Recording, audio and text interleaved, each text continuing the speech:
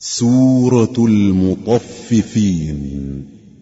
شروع اللہ کا نام لے کر جو بڑا مہربان نہایت رحم والا ہے۔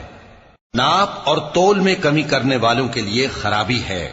جو لوگوں سے ناپ کر لیں تو پورا لیں، اور جب ان کو ناپ کر یا تول کر دیں تو کم دیں۔ کیا یہ لوگ یہ نہیں خیال کرتے کہ اٹھائے بھی جائیں گے؟ یعنی ایک بڑے سخت دن میں، جس دن تمام لوگ رب العالمین کے سامنے کھڑے ہوں گے۔ سن رکھو کہ بدکاروں کے اعمال نامے سجین میں ہوں گے، اور تم کیا جانتے ہو کہ سجین کیا چیز ہے؟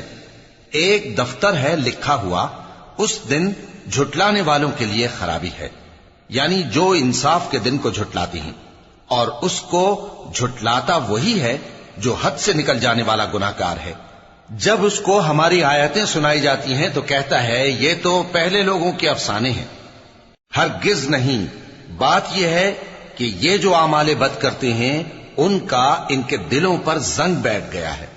بے شک یہ لوگ اس روز اپنے پروردگار کے دیدار سے اوٹ میں ہوں گے، پھر یہ لوگ یقیناً دوزخ میں جا داخل ہوں گے۔ پھر ان سے کہا جائے گا کہ یہ وہی چیز ہے جس کو تم جھٹلاتے تھے۔ یہ بھی سن رکھو کہ نیکوکاروں کے اعمال نامے علیین میں ہوں گے۔ تم کو کیا معلوم کہ علیین کیا چیز ہے؟ ایک دفتر ہے لکھا ہوا جس کے پاس مقرب فرشتے حاضر ہوتی ہیں۔ بے شک نیک لوگ نعمتوں میں ہوں گے، تختوں پر بیٹھے ہوئے نظارے کریں گے، تم ان کے چہروں ہی سے نعمت کی تازگی معلوم کر لو گے۔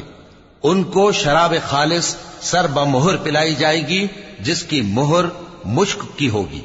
تو نعمتوں کے لیے ریس کرنے والوں کو چاہیے کہ اسی کی ریس کریں، اور اس میں آب تسنیم کی آمیزش ہوگی۔ وہ ایک چشمہ ہے جس میں سے اللہ کے مقرب پیئیں گے۔